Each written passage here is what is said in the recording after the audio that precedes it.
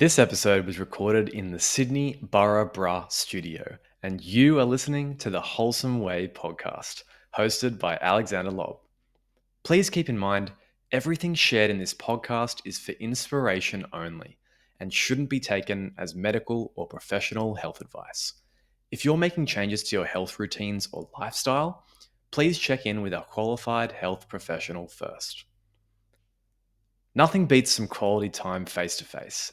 And now that I'm back in Sydney, I've organised a launch party for the podcast community on Sunday, the 16th of November, 2025. Join me and other like minded listeners of the podcast to connect in person, share wholesome conversations, have a few laughs, and be part of a growing tribe of wonderful humans exploring ways to live with more joy, balance, and purpose than ever before. Together, we'll celebrate season 1, get a sneak peek of season 2, and take part in a few guided moments of bliss through meditation, movement, and reflective writing. Book your spot now on Eventbrite via the link in the description, and I'll see you there. And now, on with the episode.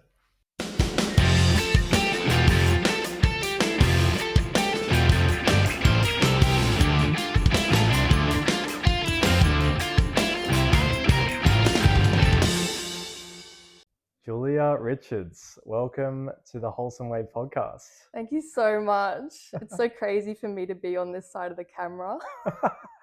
I'm usually like behind the scenes hype girl. A very good hype girl at that. Yeah.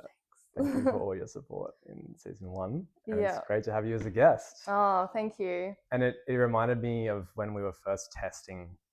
I don't know if you remember, in Wales, we were like testing one of the first episodes, and we were just like having a chat about, what were we chatting about? Like habits or something? Yeah, it just flowed. Yeah, and I was like, maybe we should do an episode. It's been such a pleasure to see how far the Wholesome Way's come and how many souls it's reached. And yeah, I'm very excited for this chat. So thanks for having me on. Oh, thank you. Amazing.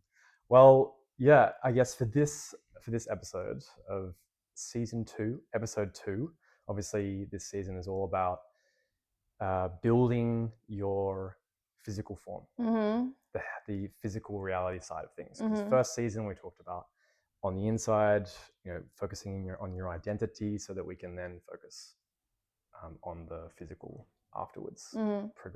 Progress towards a wholesome way. Obviously, you have been a group fitness instructor at F45, Les Mills. You have your Cert 3 and 4. You're a Pilates instructor at FS8, managing that studio in Chatswood. And you've now fully embraced your final form with your very own business. How are you feeling? It's been a journey. It's been a ride. I always knew that I wanted to start my own thing, but I guess every part of the journey was a stepping stone for me to get to where I am now. And every job that I've had, every amazing person that I've met, they've all contributed to, the person that I am and finding my identity in fitness. And now I finally feel like I've stepped into myself and my purpose. And yeah, this is how I give back to the world. I want to help people, become the best version of themselves mentally and physically. So amazing. And I forgot to mention on your little quick intro CV just then that you're obviously my fiance. Lucky me.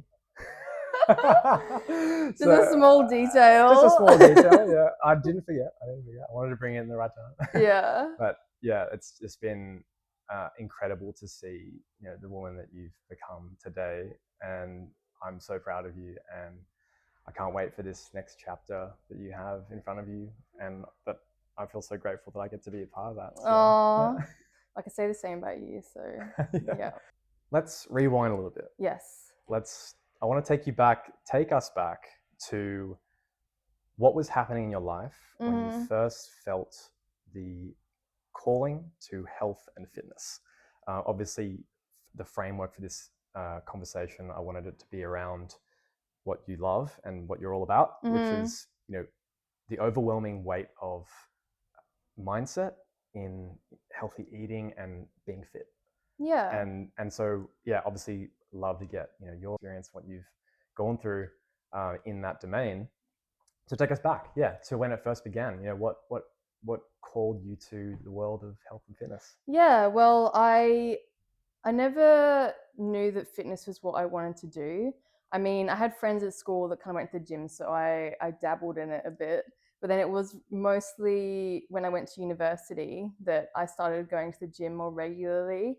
I started going with a friend, and it was just something that we really enjoyed doing together.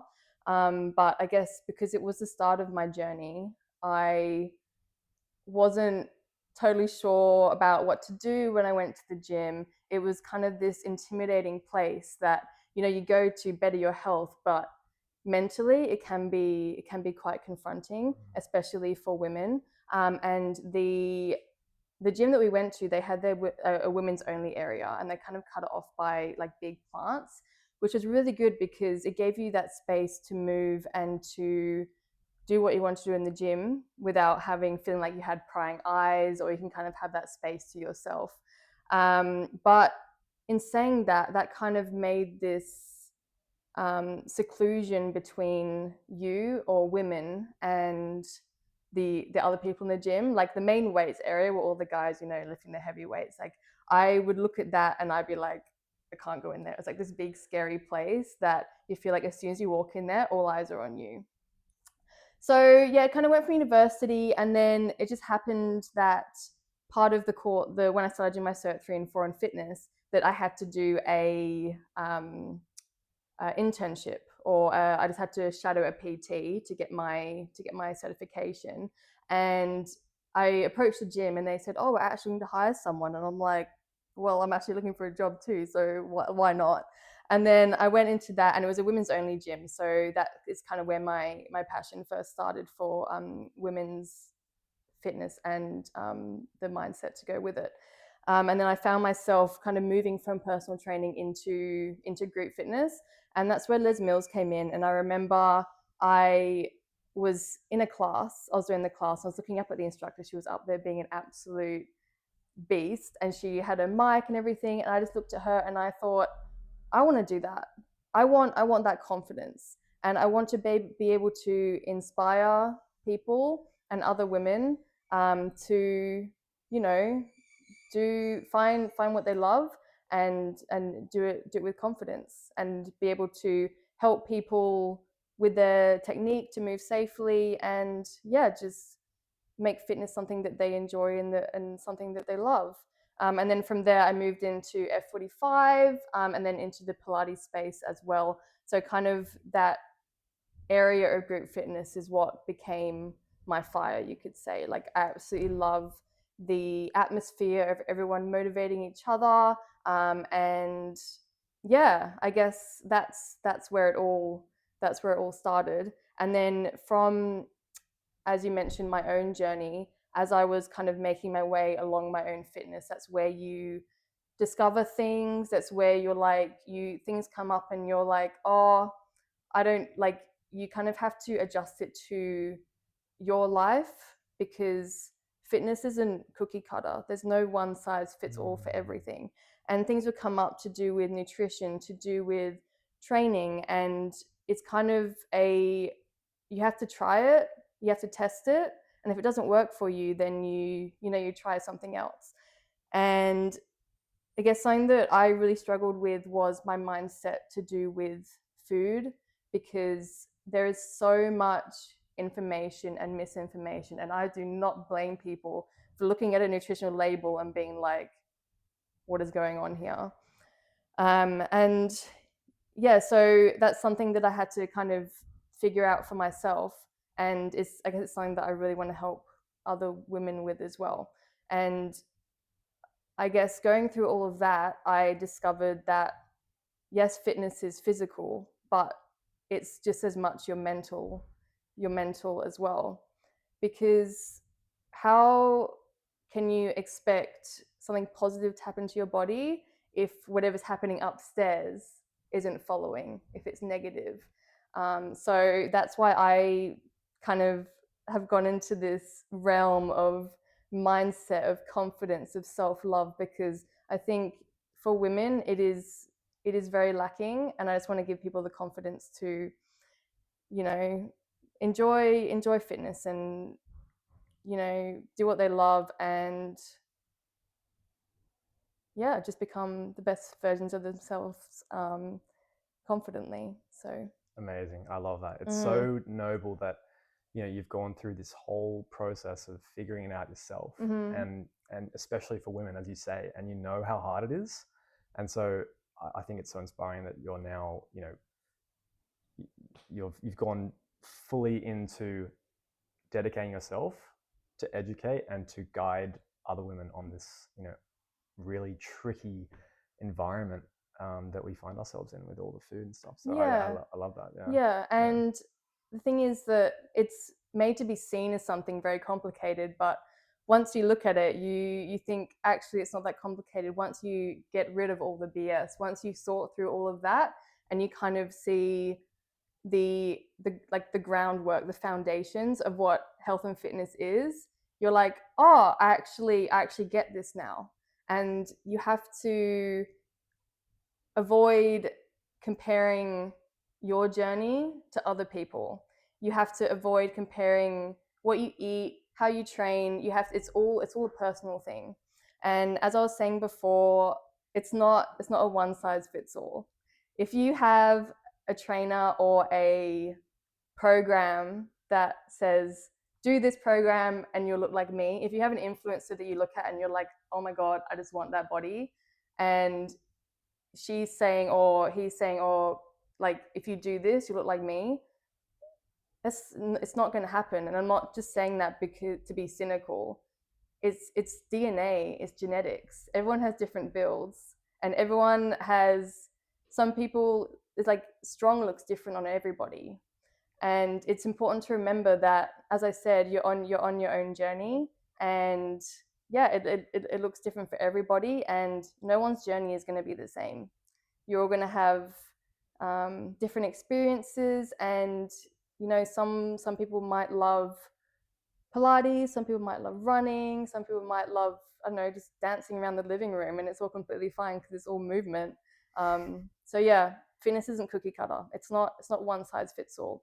So find what you love, do it, and yeah, just don't compare yourself to other people. Incredible. Yeah. And as you were going through that journey, Mm-hmm.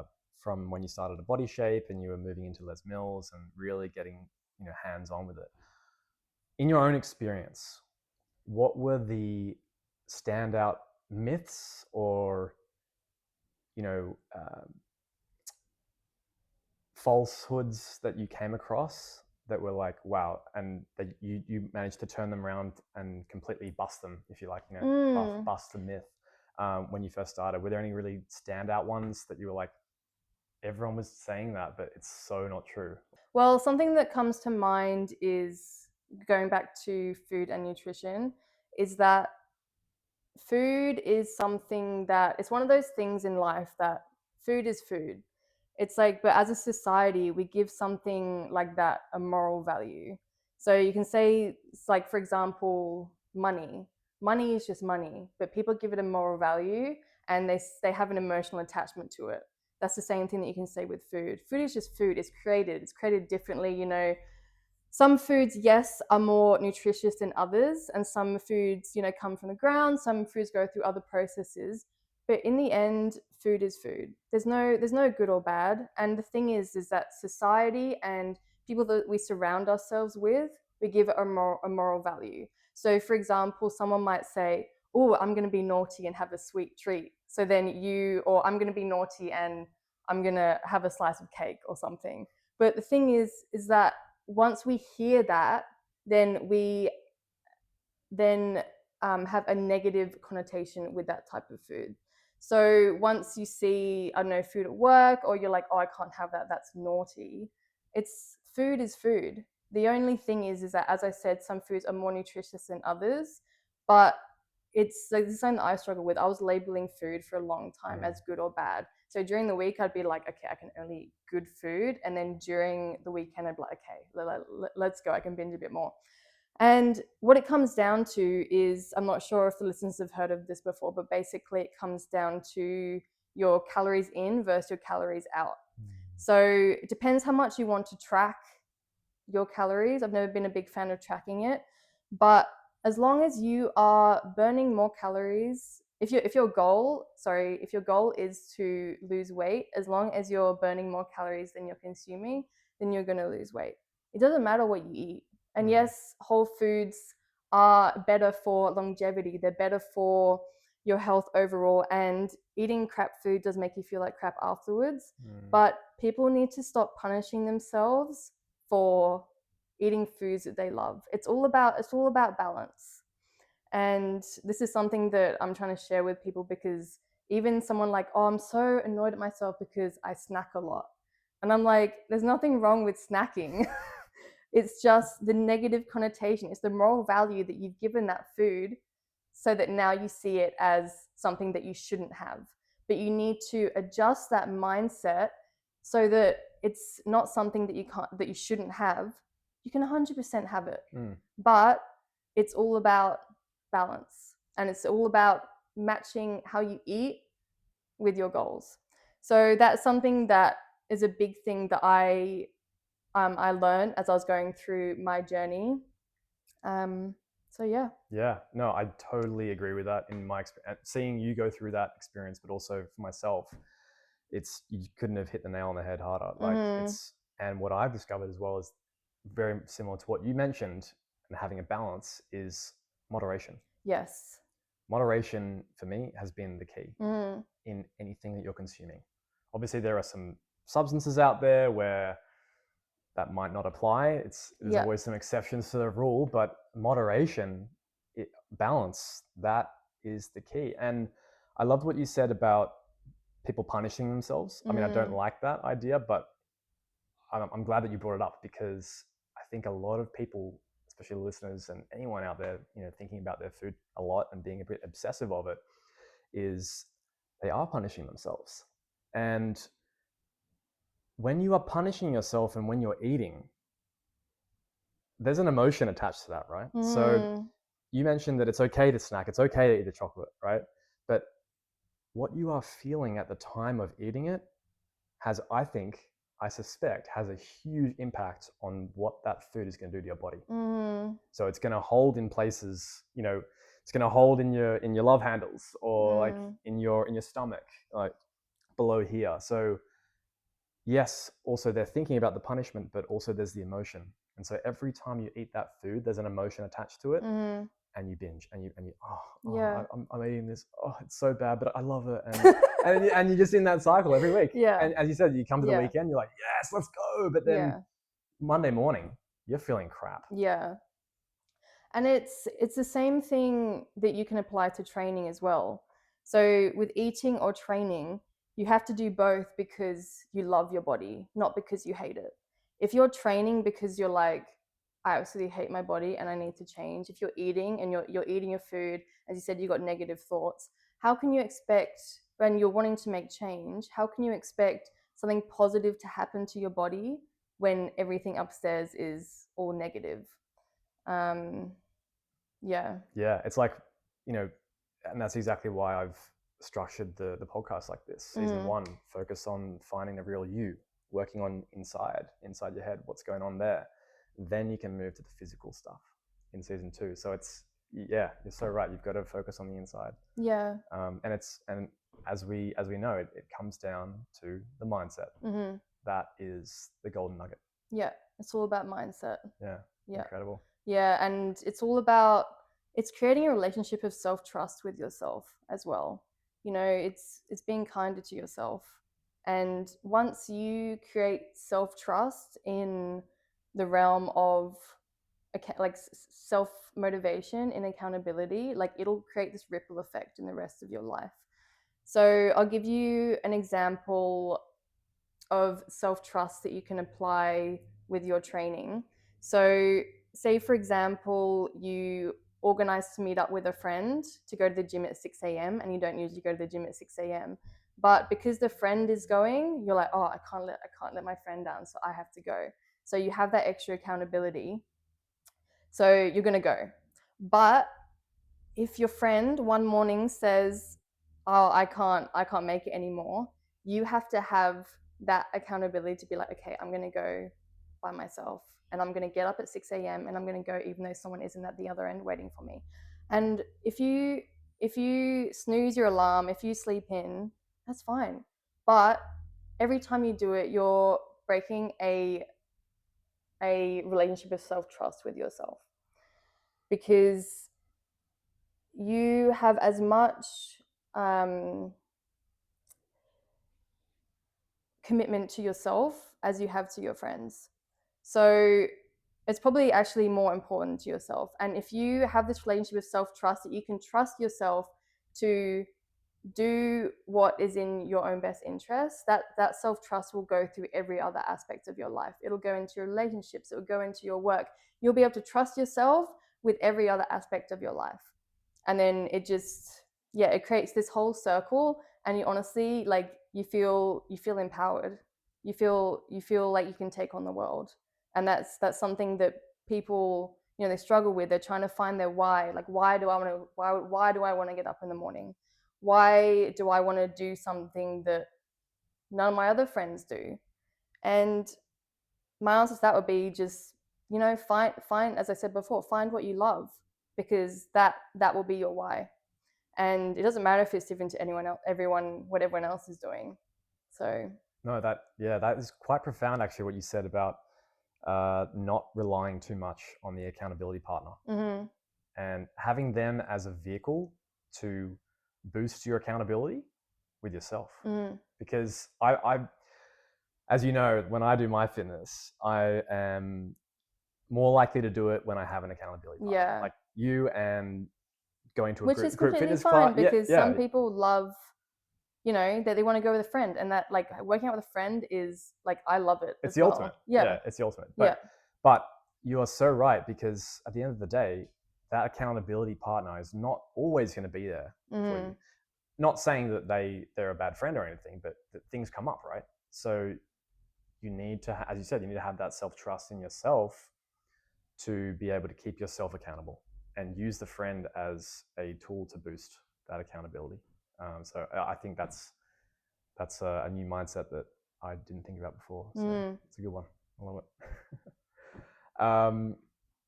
So you've now fully embraced the wonderful world of health and fitness very recently in your very own inspirational fire way, launching your new business, Era Fitness. Mm-hmm. Wow. Yeah. Tell us a bit about it. What's it all about? And how's it going?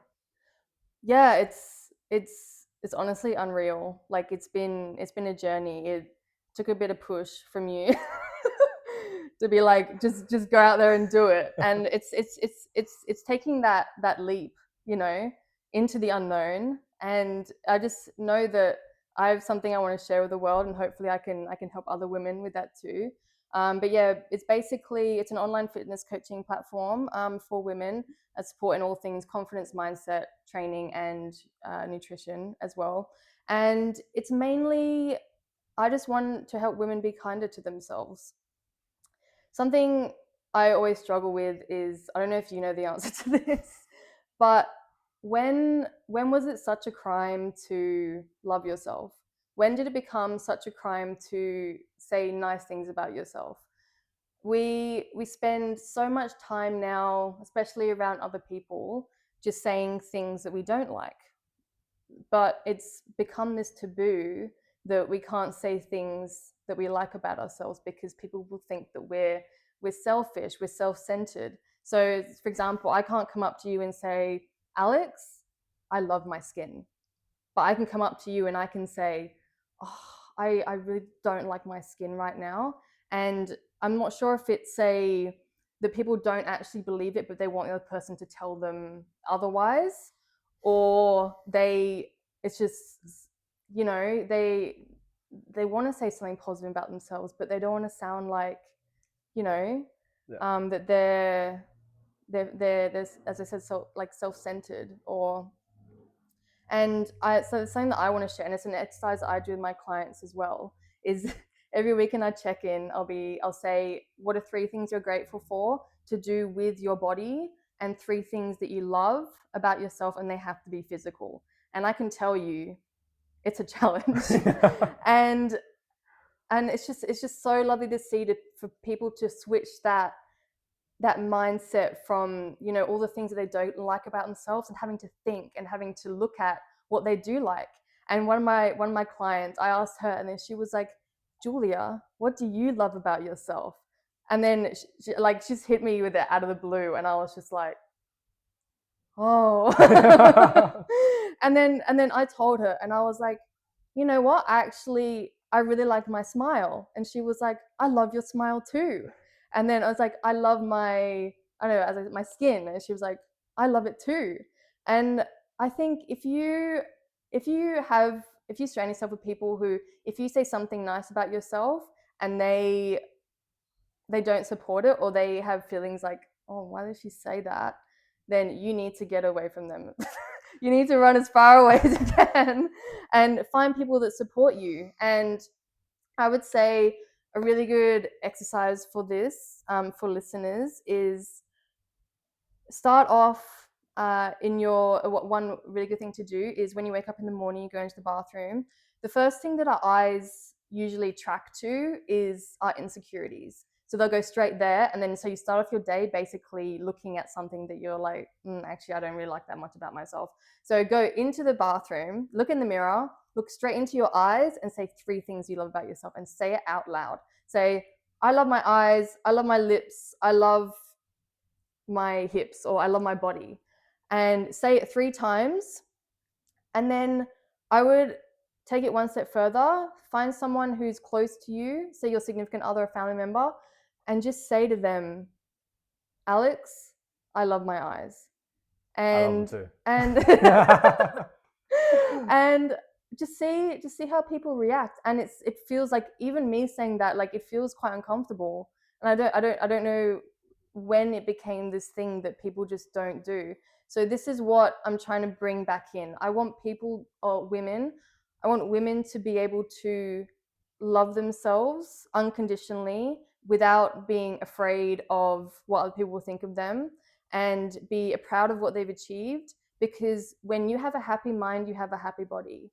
And all the results that you're trying to see, if you're at a plateau and you're not seeing anything, the thing that might be holding you back are your thoughts. So once you're all aligned and everything's just feeling good, you will find that the results will show for themselves. So that's something that I'm focusing on, or what I want to help people with ERA. Incredible. That's amazing. And I actually do have something to add to that on why people are feeling like this. Yes. Just to help listeners and anyone that might be interested in hearing this, that it's not your fault. Yeah. And I'll tell you why. In our culture, we do have something called tall poppy syndrome, Yeah. where instinctively people are cutting each other down, unfortunately. Mm. So that's why it's very difficult for us to say good things about ourselves and have this positive feedback loop between people. And I love what you mentioned about finding people who are on the same wavelength as you, because then you create that positive feedback loop, right? And when we are looking at ourselves, and as you mentioned in the mirror, you're looking at the insecurities, you're looking at the bad side of things automatically. Our brains are wired like that through the fight or flight mode, because you're always looking for threats. So naturally, because you're looking for threats, and threats are this negative connotation that you're talking about, we can't help but see the negative side in things. So our brains are wired like that naturally. So that's what I'm saying. For people who are struggling with that, just take a moment to accept and just accept the fact that my brain is always looking out for negative things, because it's trying to protect me at the end of the day, right? It's trying to protect you. And that's a good thing. But we see it in a negative view. And because everyone else is thinking negatively, we tend to cut each other down a little bit, cut the tall poppies off. So you can't be confident. You can't tell people how good you feel about yourself. So Yeah. I think to add on to those steps that you mentioned on, looking in front of the mirror, I think it's great to, even if you write it down, writing down is incredible on paper with a pen. Just accept the fact that our brains are wired like that. It's in the DNA. So once you get over that, I think it becomes a lot easier, and you can then start expressing yourself in a positive way. Start loving yourself. Yeah, and it's about awareness. So Mm. it's awareness that these thoughts are coming up. And I don't know if you've heard the term words are spells. Oh yeah. So whenever you have these thoughts, whenever they come up, whether you're putting makeup on with your friends, whether you're trying a dress on, whenever you have a thought, a negative thought come into your mind, just acknowledge it. Know that it's there, but just be aware that when you say it out loud, I'm not sure how many listeners are into the universal synchronicities, but when you put it out there, you're basically turning this notion into reality, even if you don't mean it. So it's just being more aware of these thoughts that you might be having, and yeah, and seeing if you can just adjust it slightly into something more positive. Yeah, Yeah, and saying those positive things yeah, as well, because exactly. it's one thing to think, it's one thing to type, It's but another thing to say. to say, and also to write as Mm, well. Like writing has the same power as speaking, I think, as spells. What you were mentioning, words of spells. If we're writing them, even better, because there's been so much science behind the power and the ultimate power of writing from the brain into the hand onto paper. And a lot of us are doing that less these days. No one's writing anymore. We're all typing. And typing, whilst you are using your brain to type words, it's not the same as writing. It's just, I need to look into the actual science. I'd love to read that paper, but I know that there have been studies done on it. And my experience as well, myself, like going the past 6 months, gone through that life coaching program and done so much writing that I've never done before since HSC doing the exams. And it's just life changing.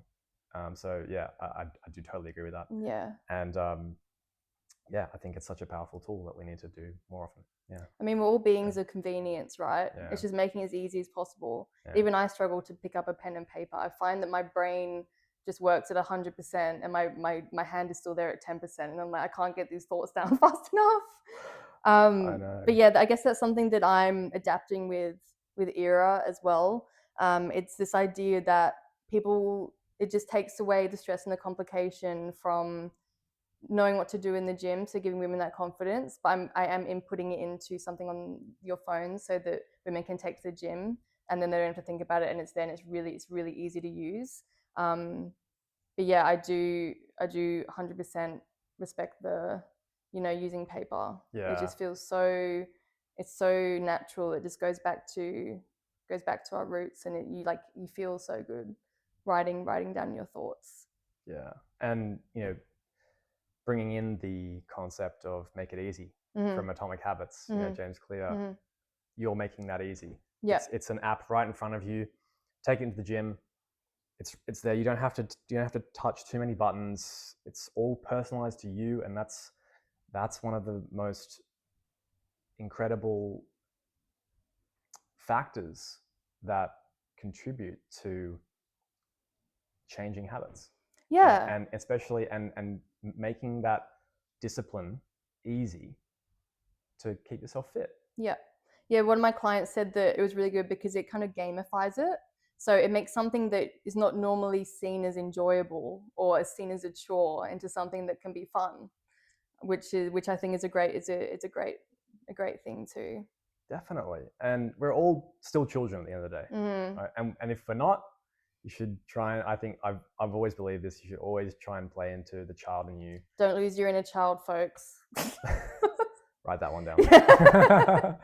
uh, yeah, and gamifying something where everyone is motivated by gaming and by gamification, Yeah. because we all played games as a kid, and so it's been wired in our head. So gamifying it not only makes it easy for you to do something hard and challenging, but allows you to play into that inner child as well. 100%. Yeah. Yeah. So it makes it fun. Life is to be enjoyed, so enjoy it, have fun. Definitely. Moving on to this day and age that we're in. Mm-hmm. Obviously, all of us, many listeners here will be living in a modern city Mm-hmm. where, and also virtual in a virtual world of social media that's becoming more and more prevalent now, on FaceTime, on Zoom calls, rather than in-person stuff. And because of that, we are being exposed to a lot of different lifestyles with the access that we have with technology to see everyone in the world, their lifestyles, role models, good and bad, and specific virtues that may or may not be aligned with you. So I'd love to hear your take on how you personally stay grounded in such a chaotic virtual world with so many different choices and information out there. I actually struggle quite a lot because I'd probably say the majority of our world now is online, and you're just constantly being thrown so much information. You're looking at other people and how they're living their life. And it's really hard, especially as women, not to compare yourself to other people that you see. So, I mean, something for me is because we've gotten into running recently, or maybe over the past the past year, and I look at other people and I compare myself to like their pace. But you have to catch yourself and think, oh, am I comparing my day 2 to someone's day 200? Because everyone's on a different journey, and you have to remember everything you see online is a highlight reel. It's not reality, and you don't know if the life that people are showing online is the life that they are actually living. And you have to think whether do you love their lifestyle? Do you love how they look, how they dress? Are you looking at how they're living, and are you comparing your life to theirs when it might not actually be reality? Or is it someone that you actually look up to? And something that I do is I only have people on my socials or people that I follow who I genuinely connect with and who I feel are authentic and that are going to help me. Because if you're constantly looking at someone being like, oh, I want their body, I want their life, I want their house, I want their kitchen, I want their dog.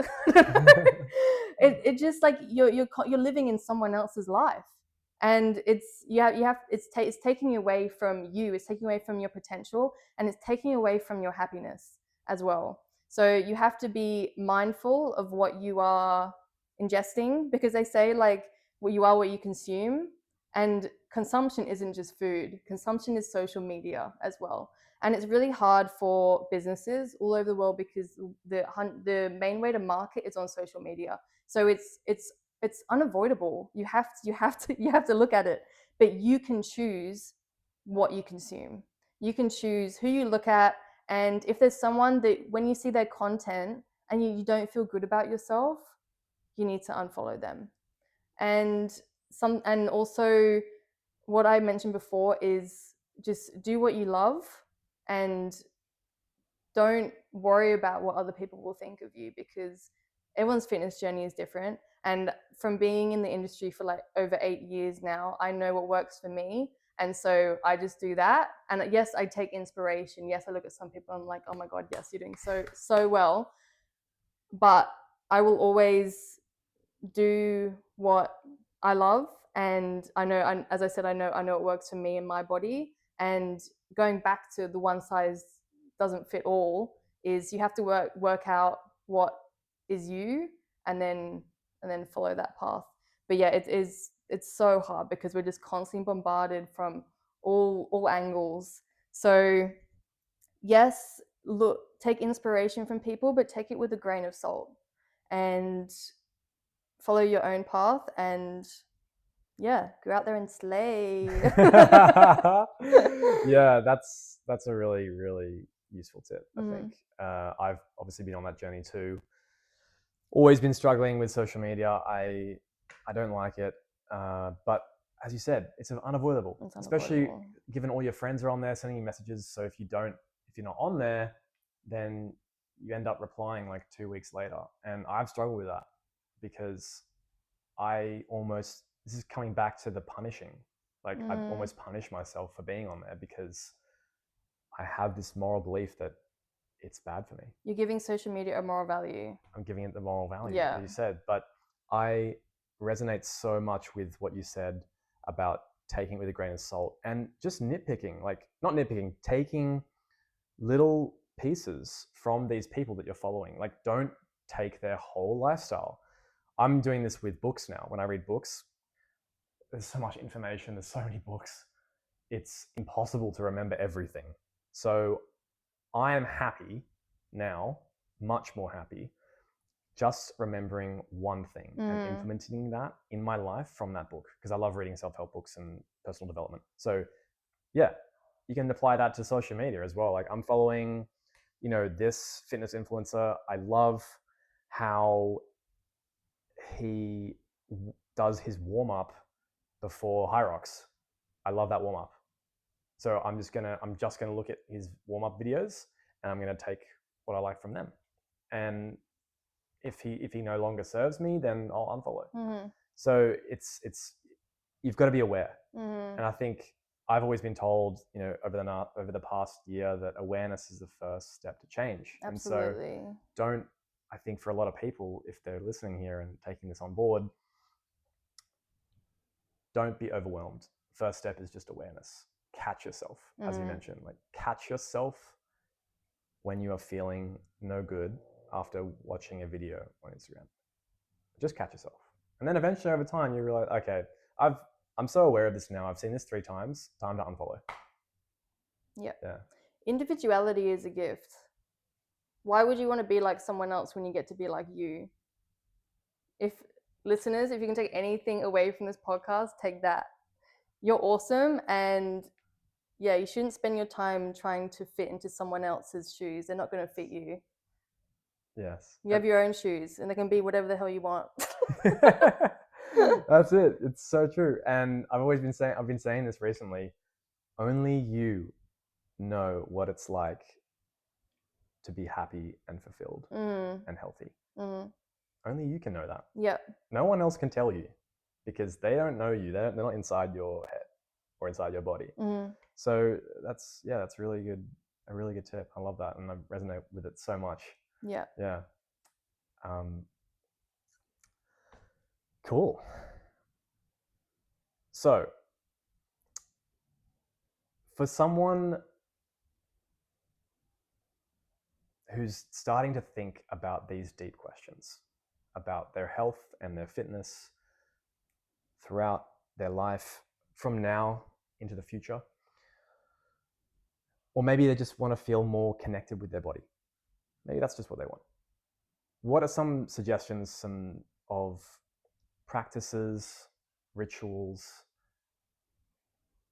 that you would suggest for those people who might be listening? Yeah. I mean, I would, as I said before, find what you love, because you're not going to be motivated. You're not going to want to do something that you don't enjoy. And if you're not sure what that is, then go out and have a look. So if you've never done reformer Pilates before, if you've never done a group HIIT class before, if you've never done a run club, go and try it. And if you have tried it and you haven't gone, or you're thinking about it, or you haven't gone yet, then figure out why you haven't gone. Is it because you don't want to go by yourself? Take a friend with you. Is it the cost? Most gyms normally have an introductory offer, so go and try it.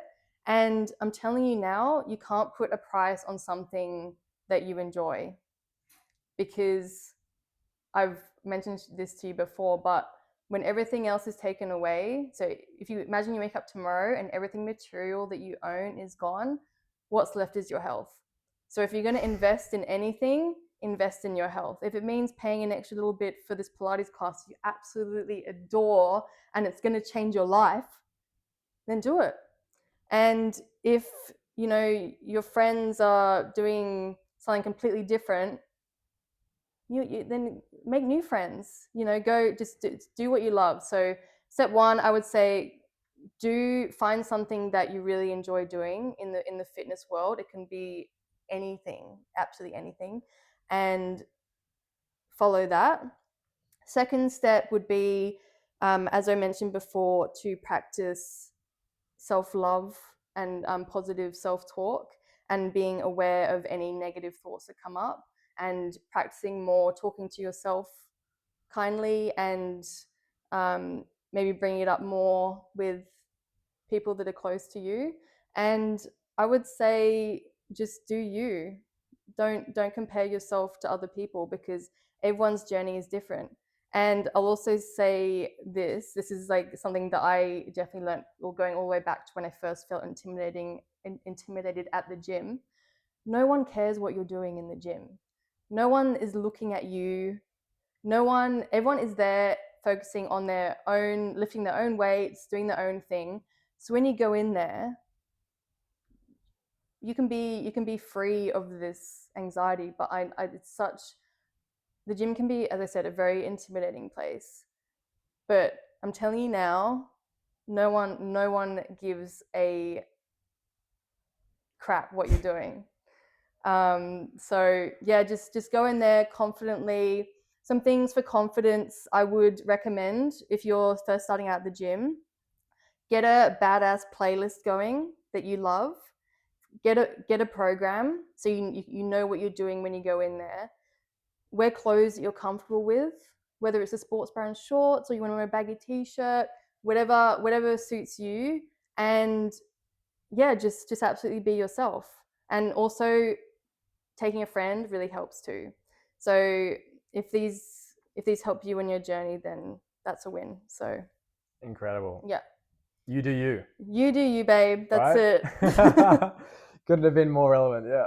And I think, yeah, with the gym, and you mentioned people not caring about you, even if they are looking at you, which that does happen. They're probably looking at you being like, damn, Yeah. let's go. Damn, especially if you're feeling good, like people pick up Yeah. on that energy as well. Doesn't matter what you're wearing, like they can pick up on it, Yeah. and they'll almost be like inspired by you. So walk in there, sure of yourself, and express that to everyone in the gym. And what I was going to say was, they might be looking at you, they might be thinking about something, but do you really think in like 5 days they're going to be still thinking about you? It's a passing moment.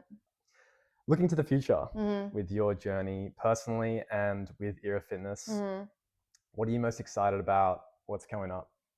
I actually really want to start a run club. So that's on the horizon, because I just want to start a community, just so that I can meet new people and create a strong community of girls, um, in fitness. And yeah, I just helping as many women as I can to be kinder to themselves, to strip away all the confusion, all the BS, and just have this clear path of who they want to be, where they want to go, and just giving them something that fits seamlessly into their life.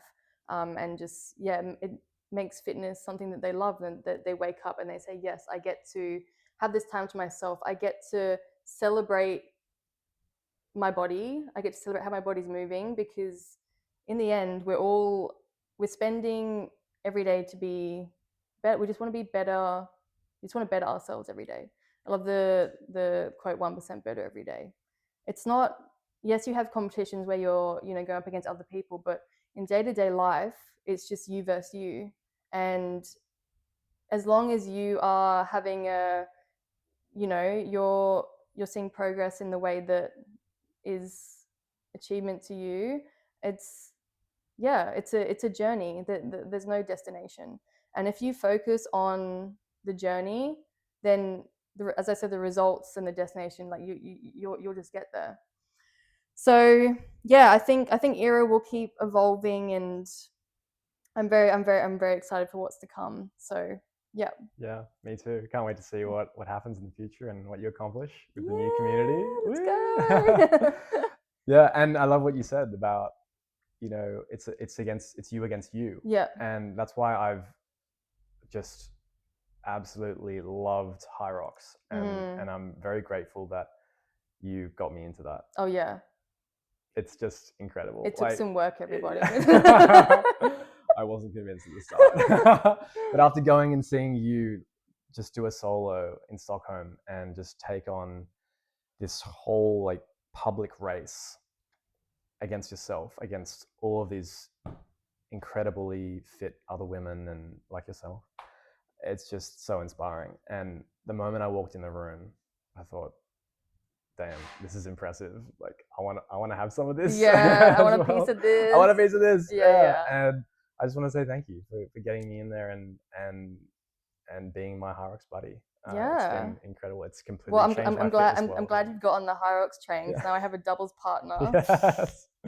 Now we can share it together, and it's Yeah. and we can continue that. And Hyrox especially is so good for that, for improving yourself, because at the end of the day, it is a competition, it is a race, but it's a time trial against yourself. Yes. How fast, how much can you push yourself and push your limits and your boundaries? So it's amazing. And it's this example of finding something that you love and it gives you purpose. Yeah. And it gives you something to work towards, which I think is like, it's such a great endeavor. Yeah. And you've got that whole Hyrox community around the world, and all the races that we've been to in Europe, people are just, everyone's there for each other. The energy is just like amazing. It's such a great community, and it's great because anyone can do Hyrox. Yes. So yeah, just I want to say I'm very grateful for that. So thank you. Yeah. You're the best. Bonus wrap-up questions. Yes, if you've got time. Let's go. Let's do this. I love a bonus question. Speed round. Go. Obviously, I'll know a few of the answers to these questions. Will but you? We'll see. But for everyone else listening, I think it's always fun, and it just adds a bit of humanity to ourselves. So yeah. Number one. What's your number one guilty pleasure? Activewear. Can't get past it. Nice. Even if you have a top in 5 colors, love it. Good one. A book that completely changed your life? Atomic Habits by James Clear. You can probably attest to that one. Oh yeah. If your listeners haven't read it, do yourself a favor. It will change your life. Couldn't agree more. I think I read it straight after you did on your Kindle. Yeah. It's like a good book. Awesome. The biggest life lesson you've learned to date? Gosh, there are so many. I would say biggest lesson I've learned, you can't be committed to your dreams and your comfort zone at the same time. You have to be willing to be uncomfortable. You have to be willing to take the leaps that other people won't take. And you have to, if you believe in your dream, if you believe in your goals so much and you work hard for it, you have to trust the process and know that whatever's meant for you won't miss you. So it's time to get out of that comfort zone, whether it's to do with fitness, whether it's to do with your job, anything. It's time to get uncomfortable. It sucks, but that's where the real progress is. It's the space that no one else is in, because no one else is willing to take that step. Yeah. Couldn't have said it better myself. Yeah. Amazing things happen in that uncomfortable zone, in the unknown. Yeah. The unknown is where it's at. Into the unknown. Yeah. Where can all our lovely listeners follow your journey and reach out to you? Well, mainly Instagram. My Instagram is Coach Jules. Yeah. I've also got an email address.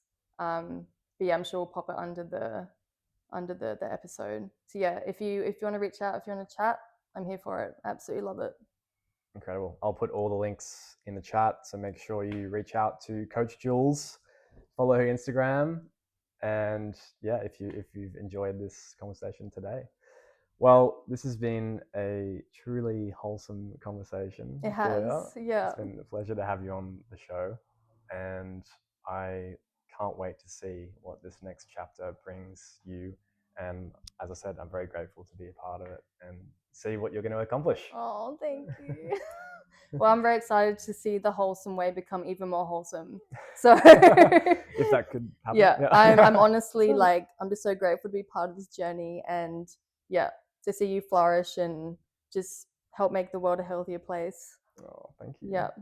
Well, to wrap this up, is there any final message that you have which you would like to share with our listeners? Comparison is the thief of joy. So don't compare yourself to other people.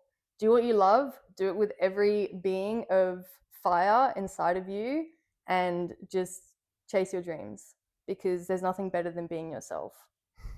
Amazing. Yeah. Well, thanks again for coming on the show. It's been an Oh, absolute thank you for having pleasure. me. And yeah, can't wait to see what happens. Yeah. Well, thank you for listening in to this episode of the Wholesome Way podcast, season 2. As always, please follow the show, give it a rating, share it on Instagram if you liked what you heard, and please comment on Spotify, on Apple, on the Instagram page. I really would love to hear what you have to say about this episode, anything that resonated with you. I'd love to hear it. So please do. As always, stay wholesome, and we'll see you next time. I hope something resonated with you in this conversation and that you've taken a practical tip or two to set you on your wholesome way. If you liked what you heard, please give The Wholesome Way a follow on your podcast app so you know exactly when each weekly episode is ready to stream. And if you would like to be super generous with helping me grow the podcast, click the share button and send it via an Instagram story, a DM, or a WhatsApp message to someone in your family or close friends who would truly relate with the themes, ideas, and practical tips in this episode. As always, thank you so much for taking the time to listen today and for joining me on this incredible journey. Stay wholesome.